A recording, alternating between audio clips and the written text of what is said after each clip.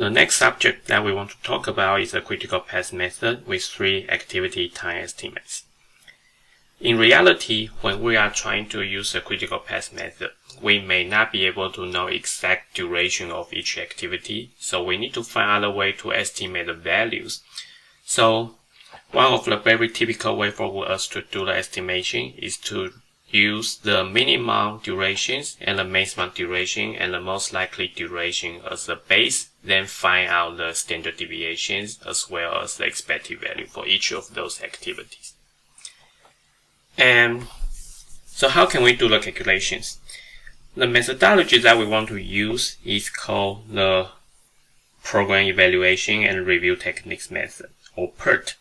The PERT was initially created by the U.S. Navy in the late 1950, and in order to use the PERT method, the thing we want to know will be what will be the minimum duration for each of the activity and what will be the maximum duration, also what will be the mode duration for that. Then based on these 3 informations, we will be able to do the calculations. So the formulation for the expected value will be the minimum plus 4 times of the mode. The mode will be the most likely value plus the maximum, everything divided by 6. And for the standard for the variance, it will be equal to the maximum subtracted by the minimum and divided by 6. Then we find the power of 2 for that. For example, if we have A, B, C, D, E, F, G, 7 activities, suppose we know the minimum value, which will be A here, and the maximum value, and the B, and the most likely value, then we can simply use a formulation provided by PERT to find out the expected value here and the variance that will be here. Okay. Once you know the expected value and the variance, the next thing you want to do is to assume the expected value will be the exact durations. Then you use the methodology we learned from the previous class to find out the critical path. Once you are able to identify the critical path, the next thing you want to do is to find out the expected duration of that critical path and the expected and the variance for each of those critical paths. Let's take a look at the example on the right hand side here. In this particular example, we actually have 2 critical paths. One will be A, B, D, F, G, the one shown in red, and the other one will be the blue one, A, C, F, G. And the first thing you want to do is to calculate expected durations. It is very simple. You just need to find the sum of the expected duration for each of those activities. For example, for A, C, F, G, it will be 21 plus 7 plus 8 plus 2. Similarly, for the second root, A, B, D, F, G, it will be 21 plus 5 plus 2 plus 8 plus 2. So the sum will be 38 as well. You can also calculate the variance. Since we assume every single activities are independent, since we assume the activities are independent with each other, we simply need to calculate the variance by adding them up. So for ACFG, it will be 9 plus 2.7 plus 0.1 plus 0. And for ABDFG, it will be 9 plus 1 plus 0.1 plus 0. Okay? And in practice, we will do the calculation based on the critical path that has a greater variance. So for these 2, we actually will choose the first one because the first one has a greater variance. The reason is that we want to consider the worst case scenario. If we use the second one, the estimate may not be conservative enough for you to do the calculations. So once you know the expected value and the variance, there are many things you can do. One of the most frequent calculation we want to do from there is to find out what's the probability that you will be able to finish the project, say before 5 days or before 10 days. Okay? And the calculation is very simple. What you are trying to do is to say Suppose you have a normal distributions and we know the expected value and the variance already, and we assume that's the duration of the project. Let's say if I want to calculate what's the probability that I can finish the project in X days, then what you are trying to do will be to find the area of the shaded part.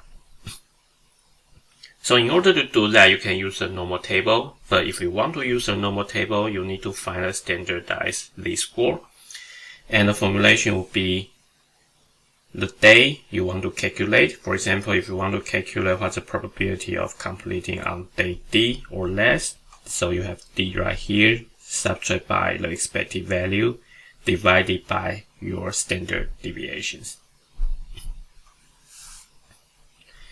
So using the previous example, we know the z-score will be negative 0.87.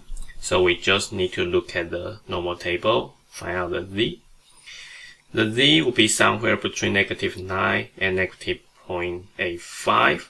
So the value should be somewhere between 0.18 and 0.19. So we just assume this is about 19%. If you want to get a much more precise answers, you can use Excel to do the calculations. So the first thing I will use will be the norm distributions. The first parameter you want to put in here will be the days you want to calculate. For example, here it will be weeks, so we want to calculate what will be the probability that you will be able to finish project within 35 weeks or less. The second parameter here will be your expected value, TE. The third one here, square root of 11.89. This is actually equal to the square root of your standard your variance. Okay, so that's a standard deviation of your distribution. The very last parameter 1, basically it tells the program that we want to calculate the cumulative probabilities. Okay, if you want to use a standardized normal table in Excel, you can use a second methodology. So you can call norm.s.dist. This means that I want to use standardized normal. The first parameter you put in here will be your z-score. The second parameter here will be 1, which means we want to calculate the cumulative value. So both will give you the same answers. So let's take a look how we can solve this problem using an example shown here. Once you see the problem like this, the first thing you want to do is to find the critical path. So it will be 0, 5. Then we can work on either A or D. Let's work on A first. So the early start time will be 5 because I need to finish B first. So the early finish time will be 12.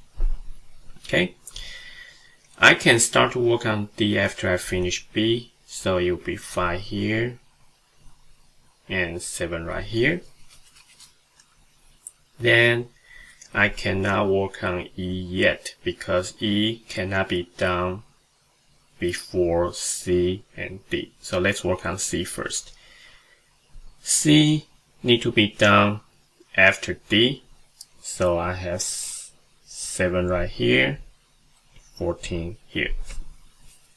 And E, we cannot start to work on E until we finish both C and D. So the early start time will be 14 until 21. And for the G, we can start to work on it on 21 until 23. For F, F need to start after A and G. A will be done by 12, G will be done by 23, so it will be 23 right here.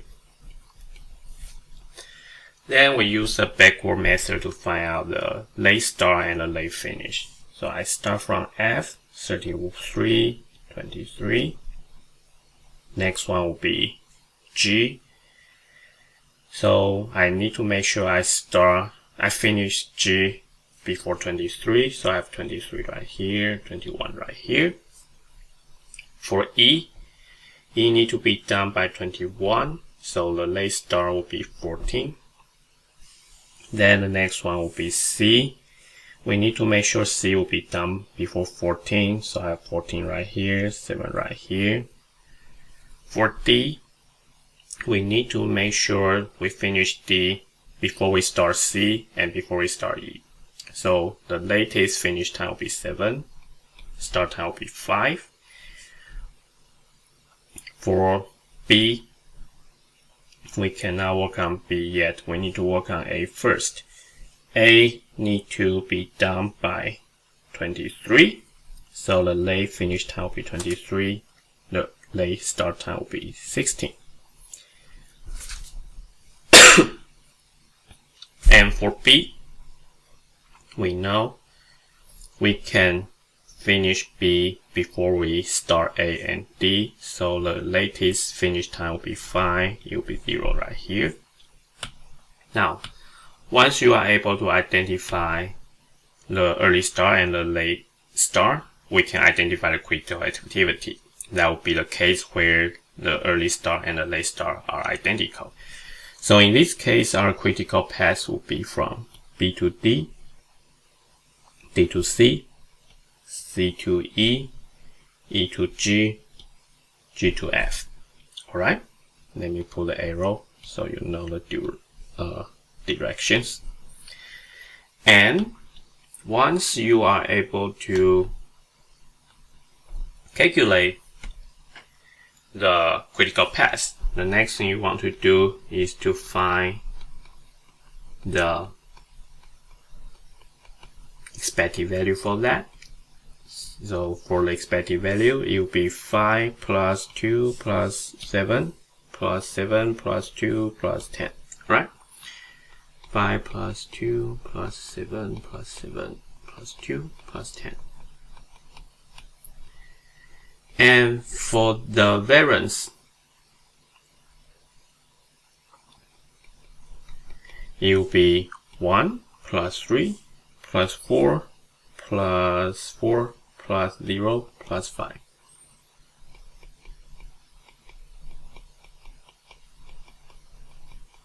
It will be 17. Once you know the mean and the variance, you will be able to calculate what's the probability that you can finish a project within, say, certain days. So the first example is that what's the probability that the project can be finished within 31 days. And to do that, we can use the norm distribute functions. And the first one will be 31. The second parameter will be your mean, 33. The third one will be the standard deviation. You use the square root of 17. Then 1 cumulative. So once you hit the enters, it will give you the probability that you will be able to finish the project within 31 days. And in the second example, we want to find out what's the probability that you can finish a project between 35 to 40 days. To do that, the first thing you want to do is to find out what's the probability that project can be finished within 35 days. So again, we use norm dist, 35, 33, square root of 17, and cumulative 1. That will give you the answers. Then we calculate what's the probability that a project can be finished within 40 days. And again, we use the normal functions.